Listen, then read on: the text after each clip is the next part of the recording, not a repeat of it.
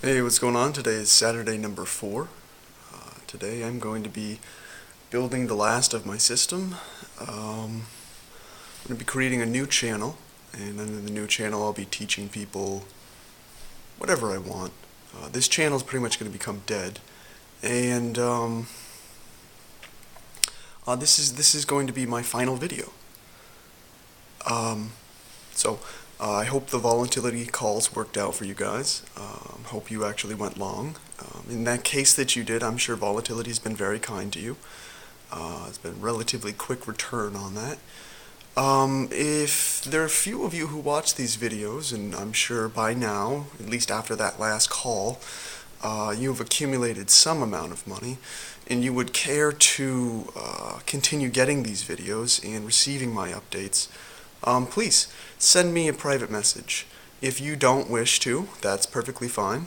Many people would, prefer to continue looking elsewhere. I will, however, remind you that the last 6 of my last 6 calls were to go long coffee at 103, to go long sugar at 1480 and 16, to go long the ES at 1750, to buy volatility at both volatility tops. I even made a video about the second one. And, let's see. Also to, buy the fastest portion bottom of the metals. The 19 long in silver. My prediction was silver was going to outperform. Silver hasn't done so well. That was my mistake. Gold has definitely outperformed versus silver. I think a lot of people are a tad bit worried about industrial metals and the notion that metals have an issue there. Not to mention the Bitcoin call. It would have been fine if I hadn't decided to use Mt. Gox. Thought that might be a really good steal. You know what I mean? Very bad call on that, my part. Looks like Mr. Carpels stole everybody's money. There's a post going on out there that shows the information. He has the coins, all of them, and he stole everything. Anyways, so if you want those calls to continue, and you want me to make my ideas verbal, and to put these out on the internet, please go ahead and give me a private message. If not, that's perfectly fine as well. I don't really expect any of you guys to anyways, but take it easy when it comes to that. Final portions. This is going to be on UFOs. This is going to be on, UFOs. And ancient civilizations. So I spent a lot of time on Wednesday not sleeping and doing a lot of research into the Egyptians. One of the things I wanted to point out, start off with, is that we often find these tablets or these large stone walls where someone has decided to carve out a piece of information about their history, right? And we often go, well, they clearly could be lying, right? I mean, we come from the age of misinformation, and I could definitely see how somebody would make that assessment. However, the thing to remember is that, back then it was really difficult to know how to read and write. And it was also really difficult to get a stonemason to fucking carve in what you wanted to say. Especially when you did it in a way that showed like you had a lot of money and a lot of like professional talent at your disposal. So when it comes to things like what's known as the Palermo stone, or what it should be called is the Cairo stone, a lot of people would go, well, that clearly is just a bunch of lies. But I would argue that the amount of money and the amount of intelligence that went into making that stone was probably quite high. It was written about 2,000 years ago, set in stone. I think people may have done that because there may have been a mass extinction event before that, and people began putting things in stone when they realized that civilizations can literally be buried.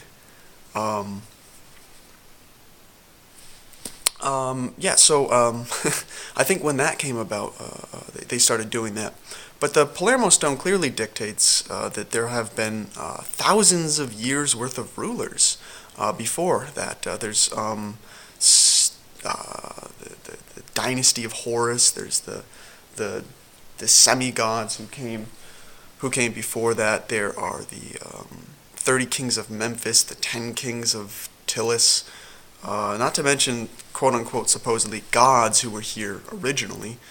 And all of that predates 3200 BC. So, I mean, even if you were just to count the 30 kings of Memphis, right? I mean, and it makes a lot of sense. You have 30 kings times, let's say, like a lifespan of 60 years. Will get you about 1800. And I think it's just pretty interesting because you have these 30 kings of Memphis, and their time for ruling was 1790 years. Now, when you begin adding on those kinds of numbers, it quickly occurs to you that we're talking about somewhere above and beyond 8,000 years back.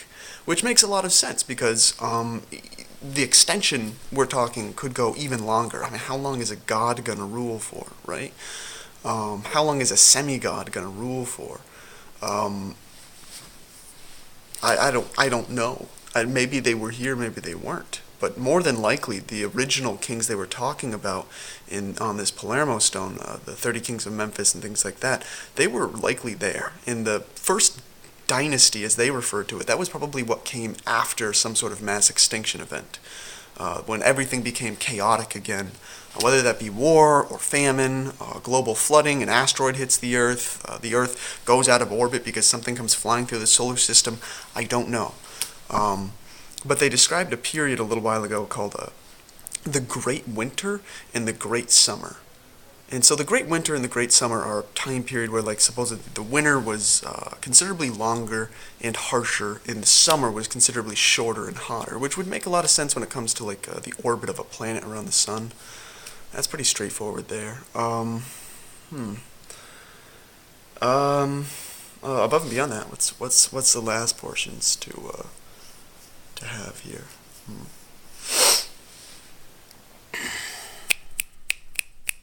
Oh yeah, so we got all those pyramids underwater and shit, right? Now the pyramids underwater could go toward two different things. There's people called the Dogon people, and you may have heard it with the noises up in Canada, and people are like, those are the Dogon, some shit like that. But that comes from the idea of the Dropa, or the Dzopa, or I don't even want to, but supposedly there are these people who are like aboriginals who came here like 10,000 plus years ago, and they live out in the mountains of China because they crash landed, but they're waiting for their ancient fish people gods to come and save them, who look like mermaids. The only kind of credibility they have to their argument is that they were able to pinpoint the movements of stars around the star Sirius. And I haven't really looked into the validity of that, so you can do that if you want, but I would say that if they're correct about that, I mean, how the fuck are they picking out that there's, like, two orbiting stars with, X number of years orbit around the main star Sirius, and we don't know that, right? Maybe if the astronomer who found them, if it was an astronomer, because it could have been a geologist, if it was an astronomer, one could argue that maybe he found out that and used it to create this giant elaborate story. So if he is an astronomer, that's an issue. So you can look up the Dzopa and look up the shit. You won't find any videos on YouTube, they all got deleted, but you can find them on Conspiracy or whatever, disclosetv.com or something like that, I don't fucking know. But, so there might have been mermaid people. They might have been the people who, because, big on pyramids and shit. And that would explain why we find pyramids underwater. That would be interesting to find out, because, the mermaid people would probably build cities of stone underwater. Because that's just about the only thing that would hold up underwater. I would also explain why nearly all of the pyramids and Sphinx and all the other stuff have water shrines and water pools, or what could be considered water pools, around the main pyramid. So we don't really know anything about that, but that could be what it's about. Climate's change.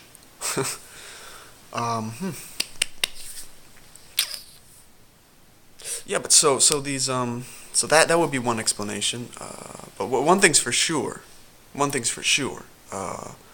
Egyptians date back well before 3200 BC, and you can actually find that the evidence of that on the coffins of some of the earliest mummies. They have inscriptions on them that write back to, referring to things. Even in the Book of the Dead, the Egyptian Book of the Dead, they have stuff that's talking about pharaohs and queens and shit as far back as like 4000 BC.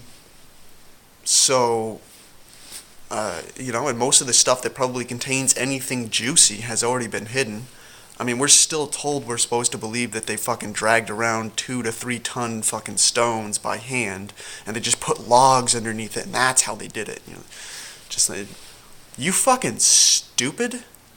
I mean, even if you could grasp the idea that they were going to pull it across a piece of land to get it where they needed to go, you're telling me they're going to pull it upward. I mean, how fucking stupid can you... That's fucking retarded. That's just fucking retarded. They're gonna pull it up a fucking slope? What, are they gonna put it on rollers and then pull it up a slope? Or they're just gonna leave it off a... Anyways, clearly stupid people don't think about things and can't fucking fathom shit. So, but anyways, it would certainly be interesting because perhaps there are no Drzopa, and that's just a big fat lie, and more than likely civilization just extends back like 15,000 plus years, but there have been a series of extinction events, perhaps every 5,000 years or something, where some sort of asteroid or some sort of planet like throws everything out of kilter and kills off life in the solar system. That would certainly be much more likely. Yeah. That would be much more likely than anything else. When you really stop to think about it, I mean, you got underwater pyramids, and if there aren't any mermaid people building these pyramids, right, then you're gonna have to wait until a time period when the waters were actually that low, which would have been a time period when the glaciers were actually significantly farther down and the water was significantly lower. And there actually was a time period like that. It was about 15,000 years ago. The Palermo stone seems to agree with that notion, that there was some kind of mass extinction event where like civilizations were literally covered underwater, and anything that was higher up was just covered, inundated and destroyed, and then add on like 10,000 plus years worth of weathering. Stone isn't going to hold up that well under that. And not to mention, you're gonna note the fact that there's just a giant attempt, it would appear, by the elite to cover up anything to do with that kind of information. But all they will do is repeatedly write like the little fucking eye of Isis, and the little eye of Horus, and Egyptian symbolism, and I almost said symbolism, and pyramid structures with the hierarchy, so on and so forth. This is why we would see things like this over and over again. What else? Yeah, so apparently there were space aliens. We called them gods.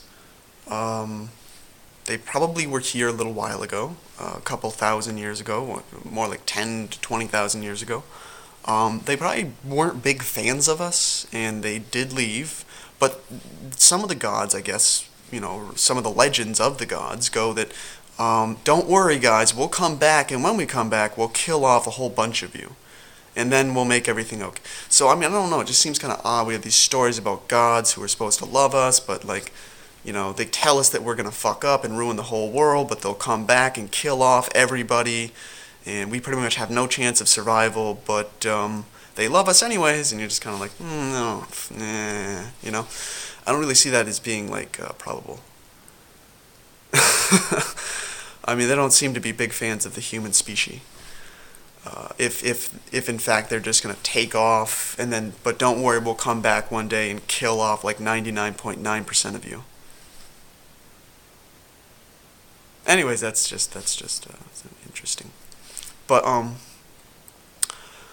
Yeah, there's all the signs and symbols and omens that we're approaching that 5,000 year period again.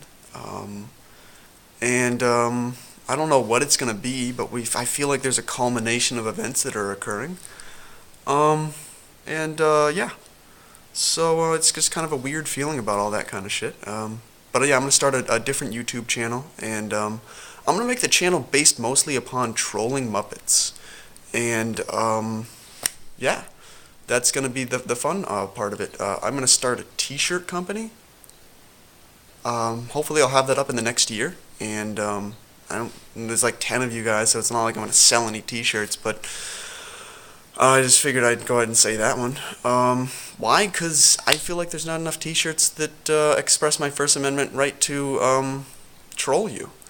And what else? Oh yeah, once again, if you guys want some brilliant fucking market calls, go ahead and private message me, and I'll probably be able to give that to you guys for about 500 to $1,000 a month.